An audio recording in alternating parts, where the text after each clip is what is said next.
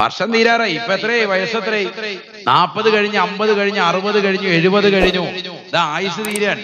കൊല്ലം ഇങ്ങനെ തീർന്നുകൊണ്ടിരിക്കുക. ഒരു പുതുവർഷ പുലരിയിൽ നമ്മൾ നിലകൊള്ളുമ്പോഴും മുഹറം മാസം ഹിജറ 1445 നമ്മൾ എത്തുമ്പോഴും നമ്മൾ ചിന്തിക്കേണ്ട പാഠം നമുക്കൊരു വർഷം ആയുസ് കുറഞ്ഞു എന്നുള്ളതാണ്. നമ്മൾ സാധാരണ അങ്ങനെയല്ല കൂട്ടുന്നത്. എനിക്ക് 18 വയസ്സായി ഉസ്താദ് എന്ന് പറയാം. യഥാർത്ഥത്തിൽ എന്താ സംഭവം? നിന്റെ ആയുസ് കുറഞ്ഞിരിക്കാൻ 40 വയസ്സിൽ നിന്ന് 18 വയസ്സ് നിനക്ക് കുറഞ്ഞു. നിന്റെ ആയുസ് 40 ആണെങ്കിൽ അതിൽ നിന്ന് 18 ഇതാ തീർന്നിരിക്കുന്നു എന്നാണ് നീ മനസ്സിലാക്കേണ്ടത്. കുറയാണ് ഇവിടെ. അത് പലരും ചിന്തിക്കുന്നില്ല. പുതുവർഷം ആഘോഷിക്കുമ്പോഴും നീ ചിന്തിക്കേണ്ടത് എന്താ? നിന്റെ ആയുസ് കുറഞ്ഞു എന്നുള്ളതാണ്. ദുൽഹിജ്ജ മാസത്തോടുകൂടി അറബി മാസം ഹിജറ കലണ്ടർ പ്രകാരം ഒരു വർഷം നിന്നിൽ നിന്ന് കൊഴിഞ്ഞു. എന്ത് ചെയ്തു ഒന്ന് ചിന്തിക്കുന്ന സഹോദരങ്ങൾ. എന്താ ഈ കഴിഞ്ഞ ഒരു വർഷം കൊണ്ട് ചെയ്തത്? റമളാനിലെ നോമ്പ് മുഴുവനും കിട്ടിയോ? തറാവീഹ് 20 റക്അത്ത് പൂർത്തിയാക്കി കിട്ടിയോ? അതിനുശേഷം ഇങ്ങോട്ടുള്ള നല്ല മാസങ്ങൾ ശവ്വാല്, ദുൽഖഅദ, ദുൽഹിജ്ജ, ഈ 3 മാസങ്ങൾ കിട്ടി. എന്താ നമ്മൾ ചെയ്തത്? ഹജ്ജിന് പോയവരുണ്ടോ? ഉംറ നിർവഹിച്ചവരുണ്ടോ? സദക്ക കൊടുത്തവരുണ്ടോ? പാവങ്ങളെ സഹായിച്ചവരുണ്ടോ? ദീനീ സ്ഥാപനങ്ങൾക്ക് സഹായം കൊടുത്തവരുണ്ടോ? ഒരു യതീം കുട്ടിക്ക് വേണ്ടി നിന്റെ സഹായം കൊടുക്കാൻ നിനക്ക് അവസരം കിട്ടിയിട്ടുണ്ടോ?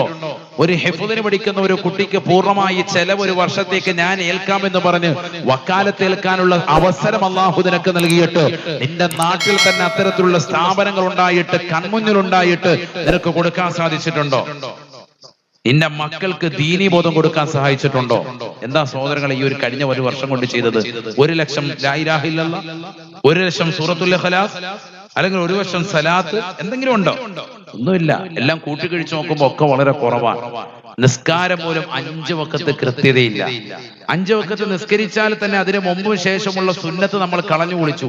ആരോഗ്യമുള്ള ഈ സമയത്താണ് നമ്മൾ നഷ്ടപ്പെടുത്തി കളഞ്ഞത്. അള്ളാഹു നമ്മളെ കാത്ത് സംരക്ഷിക്കട്ടെ. തിരുവനന്തപുരം ജില്ലയിൽ തന്നെ വാളിന് വേണ്ടി ഒരു 5 കൊല്ലം മുമ്പ് വന്നപ്പോൾ സുബ്ഹാനല്ലാഹ്, സ്ഥലം ഞാൻ പറയുന്നില്ല, കാല് മുറിക്കപ്പെട്ട ഒരു വ്യക്തി വന്നു. അദ്ദേഹം പറഞ്ഞു, 40 വർഷം ഞാൻ സൗദിയിൽ ജോലി ചെയ്ത വ്യക്തിയാണ്, പക്ഷേ ഹജ്ജിന് എനിക്ക് അവസരം കിട്ടിയിട്ടില്ല. 40 വർഷം സൗദിയിൽ ജോലി ചെയ്ത വ്യക്തിക്ക് ഹജ്ജിന് അവസരം കിട്ടിയിട്ടില്ല. ഇപ്പോൾ എനിക്ക് ഷുഗർ വന്നിട്ട് എന്റെ ആദ്യം വിരലുകൾ മുറിക്കപ്പെട്ടു, പിന്നെ കണങ്കാല് വെച്ച് മുറിക്കപ്പെട്ടു, അവസാനം മുട്ടിന്റെ ഭാഗം വെച്ച് മുറിക്കപ്പെട്ടു, ഒരു കാലിന്റെ തുടഭാഗം വരെ വെച്ച് മുറിക്കപ്പെട്ടിട്ടുണ്ട്.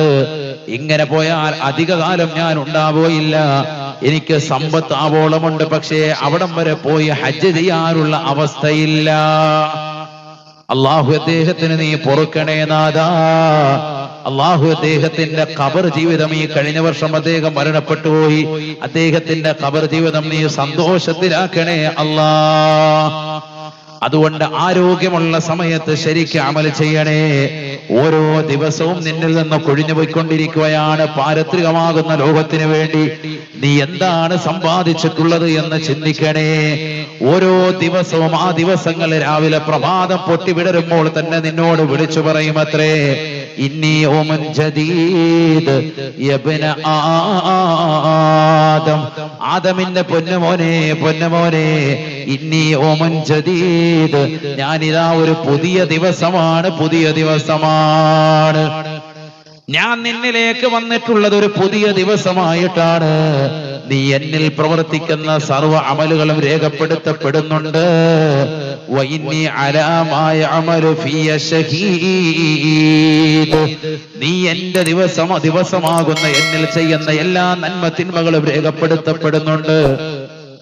അതുകൊണ്ട് സുഹൃതങ്ങൾ ചെയ്തുകൊണ്ട് എന്നെ നീ മുതലാക്കണേ, ഹറാമായ പ്രവർത്തനങ്ങൾ ചെയ്തുകൊണ്ട് എന്നെ നീ നശിപ്പിക്കരുത് എന്ന് ദിവസം വന്നുകൊണ്ട് എല്ലാ ദിവസവും മുഅ്മിനോട് പറയുമെന്ന് നബിയുനാ റസൂലുള്ളാഹി. നമ്മളോട് ഇത് പറയുന്നുണ്ട്, നമ്മളിത് കേൾക്കുന്നില്ല, അറിയുന്നില്ല.